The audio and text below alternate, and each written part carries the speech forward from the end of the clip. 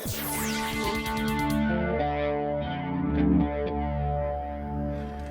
guys, welcome to the 2021 Volkswagen Atlas SEL.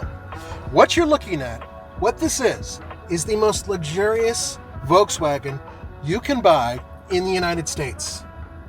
I know that Arteon is pretty pricey, but this is actually more expensive. And we'll get to the price at the very end.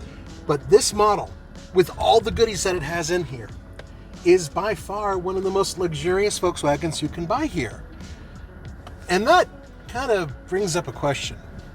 Well, what about other brands like BMW and Mercedes-Benz and even some of the American brands and the Korean brands out there? Hell, what about that new Hyundai Palisade?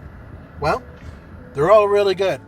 But this vehicle does have one thing that has always endeared itself to the TFL studio staff, and that is its 4Motion all-wheel drive. It's an excellent system, and we'll talk about that in a second. But what I wanted to show you first is really where it all happens, right here on the cockpit, the interior. That is a digital cockpit, by the way. That is all digital.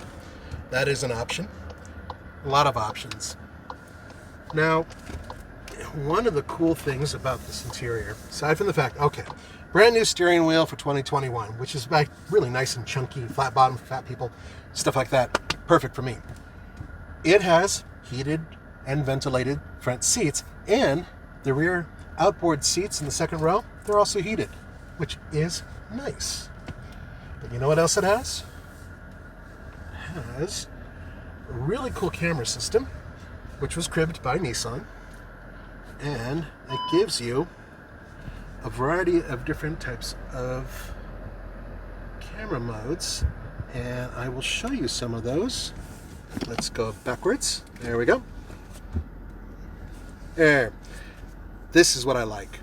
So this view here is your bird's eye view, and it gives you a nice little 360 view, and at the same time it shows you all of this. And the cool part is you can actually show where you want the vehicle to park. This is an automatic parking assist, and this is for towing. Isn't this cool? Look at that.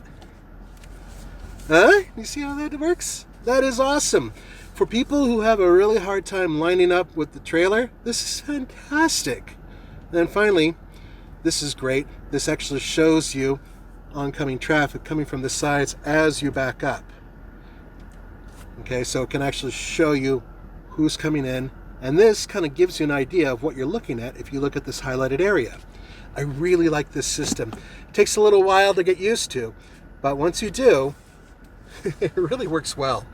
I'm going to give you a little tour on the outside of the vehicle. The cameraman's going to show you the car, and I'm going to read off some of its cool features. Remember, this is a 2021 vehicle, and it actually has a lot of new tidbits to it. So let's hop out. Yeah, the fan is a little bit loud, but it will shut down in a moment.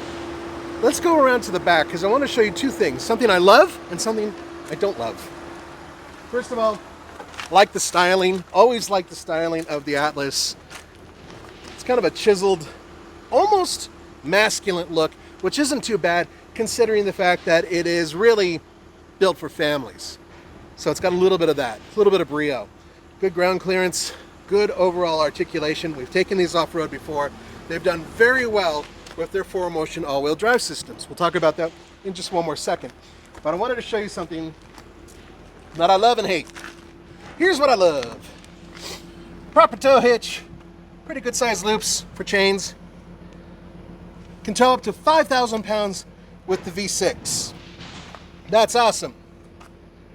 Now just below is this. See how the engine's running and I'm shoving my hand where the exhaust should be? That's because this is not a real exhaust. It's just a piece of plastic right here. The only way you can get an actual exhaust system that sticks out, which is cool, is by getting the R-Line. The R-Line is the more performance-oriented one, but it's really just more of a decorative package, which is kind of a bummer. So it's kind of a love-hate relationship. So I just don't understand why the Germans do this. Why a fake exhaust? It just doesn't make any sense. But that's really my only negative. This vehicle has a ton of space. Leather seating surfaces up front. This area here does have some leather trim. 50-50 split. 60-40 split. Obviously, this thing is built for utility and families. I love the fact that they fold flat. This does compete directly with vehicles from Subaru, from Toyota, from Nissan. I actually think it really does compete directly with vehicles like the Nissan Pathfinder, but the Pathfinder has a CVT. This vehicle is much more capable off-road. And one of the reasons why, I'm going to shut the trunk here, once again has to do with that label, 4Motion. Now basically 4Motion is an all-wheel drive system. This has an electric clutch in the back, in the rear diff. You can transfer up to 50% of the torque to the rear wheels when called upon. The system has been around for a long time. Volkswagen and Audi have been perfecting all-wheel drive systems for years, and they've done an excellent job with that. This is no exception. On our old Gold Hill mount, which we used to use to test crossovers, this vehicle did really well, the older version of it. So what makes this different than the 2020 version? Well, not a whole lot on the outside, other than the fact that it is actually 3 inches longer. I'm loving this trim, this almost wood, and the fact that this is fairly soft for your arm. I always drive with my arm up here. So they are doing some really good work with some of the interior quality, which has always been an issue with Volkswagens. They used to have the best interiors in the business, and they got really cheap. Now they're getting a little bit better. So this is an improvement. There's more. That screen over there, that is an 8-inch screen. You can now get it standard on almost every model that they build. That's great for infotainment. But what do they do that's different? Well, it's all up here. It's actually 3 inches longer because of their new front end. The new front end sticks out further, which is partially to house the new grille, the new headlights, which are LED, and this new bottom section. I think it's attractive. I do think that they shouldn't have added that lower lip for those people who actually do occasionally go off-road, because it'll get caught on something. But it's not that big of a deal. No, honestly, the overall design is a little bit more machismo, which I think is exactly what Volkswagen was looking for when they built this vehicle. Now, I've heard mixed reviews in terms of quality and reliability. I do have a neighbor who has a 2019 and has had no problems with it, and he drives it horribly. I've seen him go over curbs, slam through snow. I think he rear-ended a few people as well. The point is that it's taken it so far and done very well. Now, one final tidbit I wanted to talk about is all the stuff you get for the money. So we're going to open up the door and have a look inside, because that's really where the money comes in. And then we'll talk about the price. So have a look in there. Now, you get everything from the heated leather-wrapped 3-spoke steering wheel. I already talked about that. And the, of course, driver and passenger seats. Of course, they're heated and somewhat cooled, ventilated. But on top of that, you get auto-dimming interior rearview mirror, ambient lighting, front footwells, roll-up manual sunshades, the second rows, which is pretty cool. Kids like that. The scuff plates, those are kind of cool down there as well. That's all part of this package.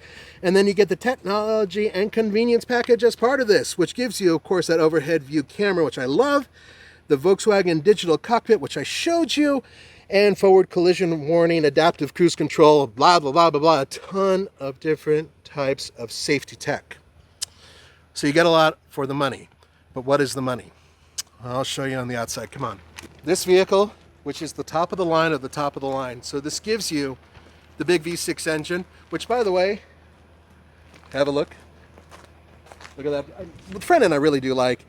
The V6 puts out 276 horsepower and 266 pound-feet of torque. Now, you can get a 4-cylinder turbo in every version. In other words, with the 4Motion all-wheel drive, which you used to not be able to get. That puts out 235 horsepower and 258 pound-feet of torque. But this one is the one you want if you're going to tow, because you get the higher tow rating. And it has an 8-speed automatic transmission. So this vehicle with the V6, fully loaded, comes out to about $50,000. That's a lot of money. But you get a lot for the money.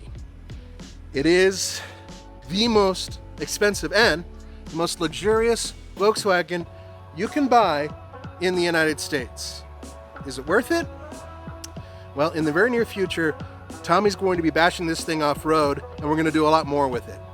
I think, personally speaking, it's one of the best efforts Volkswagen has put into American vehicles, because it is built right here in the good old US of A. So guys, let me know what you think of this vehicle. Let me know what you think we should be doing with it in the near future. And don't forget, there's more to come. For the Fast Lane Now, this is Nathan. Don't forget to go to TFL Car, TFL Truck, just so many of them, and TFLoffroad.com for the latest. I'll see you guys next time.